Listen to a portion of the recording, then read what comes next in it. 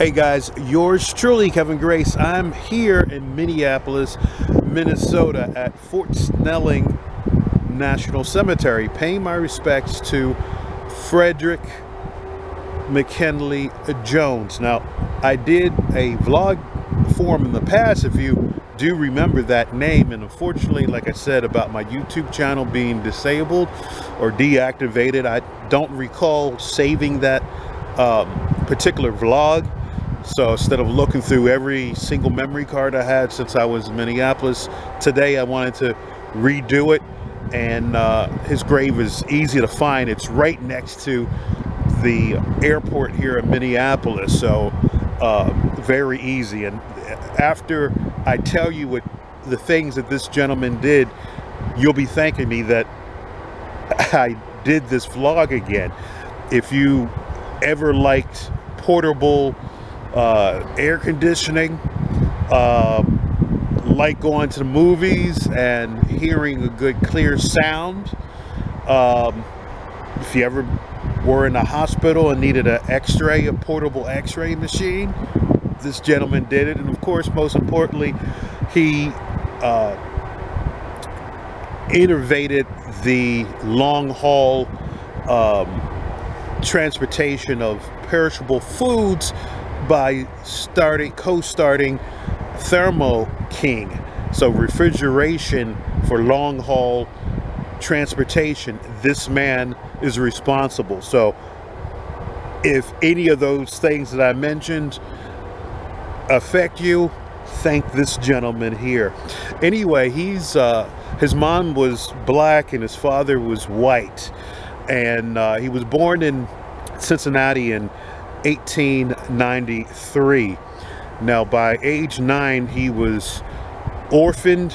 Now, I think maybe his father had given him up. His mother had split, and his father wound up giving him up for adoption. Now, he was raised by a priest in Kentucky. You know, at age 11, he wound up working as a cleaning boy, and then age 14, he got a job as a mechanic. And then he wound up moving out to this area in Halleck, Minnesota in 1912. And he was working on a 50,000 acre farm as a mechanic. Right after that time, he wound up joining the service because World War I was happening. So after the service, he wound up returning to Halleck, and he taught himself electronics, and he started working on a machine that could sync motion picture with the sound a lot better. And that got the attention of Joseph Numeral, that hired him for his particular company. And later, Numeral sold that technology to RCA, and then he combined with Fred Jones to make Thermo King. Now, also, I forgot to mention, he also, like I said, started tinkering with the x-ray machine and making a portable piece of equipment. And he also built a transmitter for the town's radio station. And he's buried right over here. He passed away from lung cancer in 1961. But man, his inventions are so important for what we're doing nowadays. You could only imagine. And Thermo King, in their first, by 1949, was grossing $3 million in business with the portable cooling units that Fred Jones was making. This was, like I said, really important, especially during World War II, with transporting the blood for for soldiers that were shot, and medicines and food and all that. But he had about 61 patents that he wound up having, and 40 of those were for refrigeration equipment. And then, like I said, the other ones were for like portable x-ray machine, the sound machines, and also gas engines. He was into racing cars as well, as a passion that he liked. And in 1944, Jones became the first African American to be elected into the American Society of Refrigeration Engineers. And during 1950s, he was a MACO to the United States Department of Defense and Bureau Standards. But anyway, it's very easy to find this gentleman's grave. This is section D, and you can see the park in the back there, the parking garage at the airport. And this is the numbers are on the back here, so it's, if you're ever come to a military grave site, it's very easy to find the folks you're looking for. 2802. But yeah, this gentleman, man, probably one of the best inventors of stuff that we need, and that we are living a comfortable life. I will put some videos at the end of this to let you know a little more about Fred McKinley Jones. If you like this video, please subscribe down below and feel free to leave any comments about Fred McKinley Jones and Thermo King.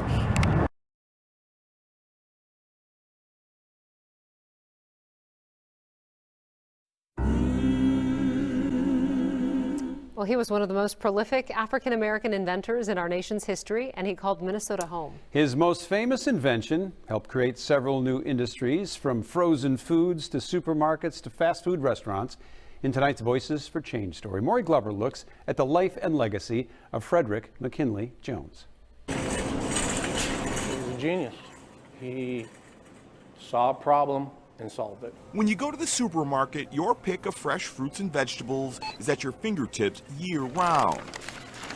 But did you know an African-American inventor from Minnesota is responsible for creating the technology that makes that possible? Flowers in the middle of winter, pineapples, coconuts.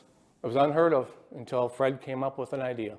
This is the history of Thermo King in Bloomington, starting with Fred Jones and Joe Numero. Rick Smith is the company historian for Thermo King, which pioneered the refrigerated transport industry more than 80 years ago. Fred came up with the first mechanical refrigeration unit that would go on the nose of a trailer. He says it was an invention by employee Frederick McKinley Jones that put the company on the map. In the big scheme of things, this gentleman did a lot, and it impacts people every day, and you don't even know it.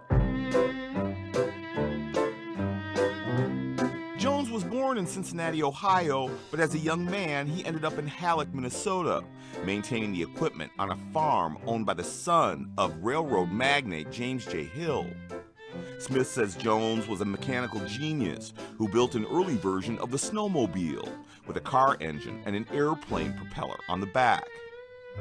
He also raced cars, but he often came across bigoted drivers who didn't want to compete against him because of the color of his skin. He was good at what he did. He knew how to build a car, he knew how to race the car, and he did all the mechanics on it and everything, which was, again, was unheard of at that period of time. Fred did it all. After serving in World War I, Jones taught himself electronics and created a device to combine sound with motion pictures for the small theater in town. That caught the attention of Minneapolis entrepreneur Joe Numero, who offered Jones a job to improve the sound equipment made by his company without meeting him. But when Jones showed up at his office, at first Numero thought it was a joke.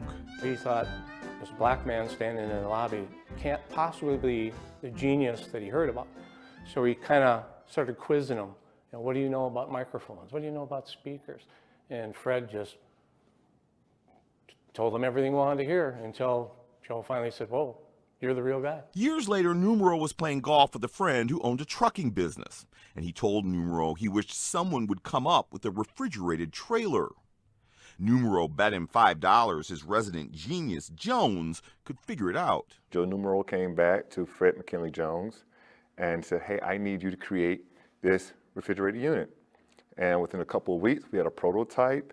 And within a short period of time after that, we had the first mechanical refrigeration unit. So that's how this industry got started, on a bed on a golf course. The invention became the basis for Numero's new company, Thermo King, in 1938. And Jones received a patent for his invention a couple of years later. The portable air cooling unit allowed trucks to carry fresh food anywhere across the country without spoiling, ushering in the era of the supermarket. During World War II, the military also used Jones's invention to transport and store blood, medicine, and food for troops on the front lines. I was eating nectarines the other day. I was thinking, how can you eat a nectarine in Minnesota when it's 20 below? Well, that invention that he created in 1938 is the reason why I had those nectarines yesterday. In all, Jones held more than 60 patents for everything from a portable x-ray machine to an automatic ticket dispenser before he died from lung cancer in 1961. 30 years later, President George Bush Sr. posthumously awarded his widow the National Medal of Technology, making Jones the first African-American to receive the honor. Being an African-American person, it fills me with joy and pride that he did such a great thing for our society. This is the actual first unit created in 1938. A refurbished version of Jones's most prominent achievement is on display at Thermo King headquarters, and later versions are still being used to transport life-saving vaccines during the pandemic today, further cementing Jones's legacy for future generations as the king of cool. We talk about all these great things that are happening now, the Googles and the Microsofts. Well, I say, hey, Fred Jones started something very important back in 1938, and we all are benefiting from it today. For Voices for Change, Maury Glover, Fox 9. Incredible story. Our produce section would not look the same. The whole world would look differently, at least at a later point. I mean, 1938, when he was coming up with this stuff. Yeah, think about all the refrigerated cars on trains and on the roads. And that was probably one of the most enlightening Voices for Change that we've put on the air so far. Yeah, all the way up in northern Minnesota, inventing a snowmobile. It was an odd-looking thing, but it worked. It still did. Even in the dead of winter, we're all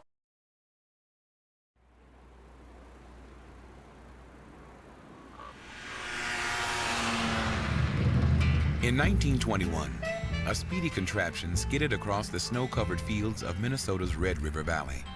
An airplane propeller, car engine, and other parts were cobbled together into one of the first snowmobiles ever built. The man behind the snow sled was Fred McKinley Jones, an African-American tinkerer turned engineer, whose work would change his hometown of Halleck, Minnesota, and later change the world. He sought knowledge and sought understanding. So I mean, not only did his interest in the world and technology lead to a great career for him, but it also led him down all these different paths. When he was a boy, Fred liked to tinker with his father's pocket watch. Eventually orphaned, Fred turned his tinkering toward early automobiles. Working odd jobs throughout the Midwest, Fred ended up on a large farm in northwestern Minnesota run by Walter Hill, son of empire builder James J. Hill. Here, Fred found work as an engineer, and he found a home in Halleck. The year was 1912. This phenomenal fix-it man kept Halleck up and running in these early days of gas engines and electricity. After fighting in World War I, Fred Jones returned to Halleck and to his lifelong passion for automobiles. At the tracks around the region, Fred would run into a lot of bigoted drivers and race organizers, but all things were equal when the flag was dropped, and Fred dominated the area's races. Off the track, Fred's tinkering went beyond cars. His fix-it work was often to help a fellow Halleck resident, to meet the need of a neighbor. A local doctor complained to Fred about having to constantly haul aching patients from their rooms to the hospital x-ray station. Fred devised a portable x-ray machine. Radio had become a huge part of American life by the 1920s. Fred and a partner created microphones and transmitters. With the advent of talkies, sound was also becoming part of the movies. But the owner of Halleck's Little Gym Theater couldn't afford a new sound system, so he went to Fred for a favor. Halleck's handyman devised a film sound system that was so innovative, it caught the eye of a Minneapolis entrepreneur named Joe Numero. Numero later admitted when a black man entered his office, he thought it was a joke. I'm sure he was surrounded by others who may have at times doubted his ability. However, I'm sure that there were people who got it and then were able to support him. Numero and Jones started working together. As he did for his neighbors in Halleck, Fred's work was often responding to calls for help and tackling problems that needed solving. In 1938, when his boss asked him to figure out a way to keep food from spoiling during overland transportation, Fred Jones went to work. What he came up with was the world's first system for refrigerated transportation. The technology was applied to trucks and trains, and the company Jones and Numero would call Thermo King. Fred Jones made it possible to ship and receive perishables year-round. The supermarket was born. During World War II, Fred adapted the technology for the Army to help bring blood plasma and food to soldiers in the field. His technology that started off as a simple thing here in Minnesota ended up saving lives. And while there have always been black scientists and black engineers, their stories have not been in the forefront. And so having a Fred Jones, knowing his story, I think that's incredibly inspiring. Since his death in 1961, Frederick Jones has been recognized as one of America's great inventors and was the first African American to receive the National Medal of Technology.